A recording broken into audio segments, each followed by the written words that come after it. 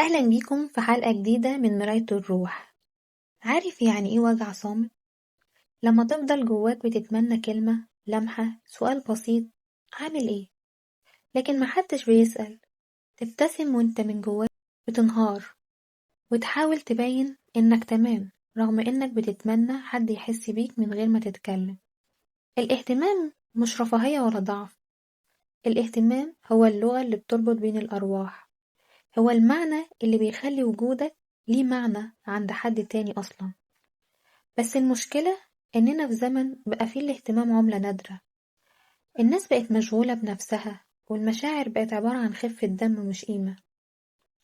النهاردة هنتكلم سوا عن الاهتمام، ازاي بيتخلق وازاي بيتكسر، وازاي غيابه ممكن يكون وجع أكتر من البعد نفسه.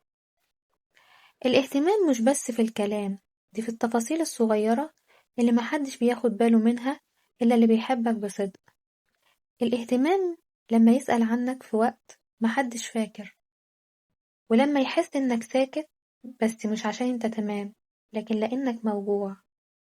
الوجع الحقيقي مش في البعد، الوجع إنك تفضل وسط الناس ومفيش حد ملاحظك، إنك تبعت رسايل من غير كلام ومفيش حد بيفهمها.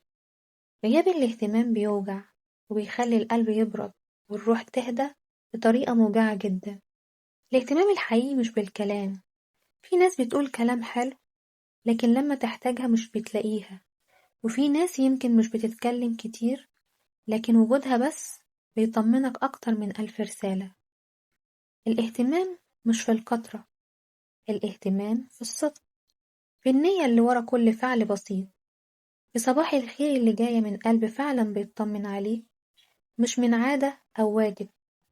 الاهتمام مش محتاج مجهود، هو بيطلع طبيعي لما تحب بصدق. في ناس بتفتكر إن الاهتمام هيخلي اللي قدامك يحبك أكتر، لكن الحقيقة مش دايما. في ناس كل ما تهتم بيهم بيبعدوا أكتر، لأنهم اتعودوا ياخدوا ومش مستعدين إنهم ما يدوا. وساعتها لازم تفهم إن مش كل اللي تسقيه بيظهر. اهتم بنفسك زي ما كنت مهتم بالناس. حب نفسك.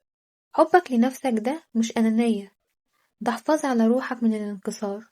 الاهتمام ممكن يكون دواء، كلمة واحدة صادقة ممكن تغير يوم إنسان، ضحكة ممكن تطمن قلبه، وحضن ممكن يرجعله إحساس الأمان اللي فقده. مش لازم تكون بطل خارق عشان تلم جراح الناس، أوقات كلمة أنا هنا كفاية. الاهتمام مش لازم يكون غالي، بس غيابه ممكن يكسر قلب للأبد. في الصداقة الاهتمام هو اللي بيخلي العلاقة تفضل حقيقية رغم المسافات. في الحب الاهتمام هو اللي بيحافظ على الشعور بعد سنين. في العيلة الاهتمام هو اللي بيخلي البيت دفى مش جدران. الاهتمام مش محتاج سبب، ده طاقة حب تخرج منك لأنك إنسان عندك قلب. أجمل أنواع الاهتمام هو اهتمامك بعلاقتك مع ربنا، لما تهتم بدعائك، بصلاتك، أو بذكرك. لما بيكون عندك يقين إن ربنا مهتم بيك أكتر من أي حد، كل مرة بتحزن بتلاقي سكينة غريبة بتنزل على قلبك، ده ربنا بيطبطب عليك. فاهتم بعلاقتك بيه، لأنها هي اللي بتديك طاقة تهتم بالناس الصح.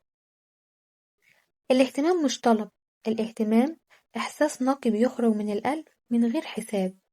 بس ما تنساش زي ما بتدي، خليك فاكر إن روحك كمان تستحق إنها تاخد. ما تفضلش تدور على الاهتمام في أماكن غلط، لأن اللي فعلا بيحبك عمره ما هيخليك تسأل عن حقك الطبيعي في الاهتمام. اهتم بنفسك وباللي بيهتم بيك، وسيب الباقي يمشي. وفي الآخر، اللي ما قدرش قيمتك كان درس مش خسارة.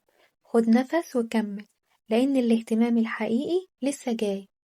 وبكده نكون خلصنا حلقتنا النهاردة، وما تنسوش تشاركوها مع كل اللي تعرفوهم، وما تنسوش تشتركوا في القناة وتفعلوا الجرس، وتقولوا لي رأيكم في الحلقة في الكومنتات. أشوفكم على خير.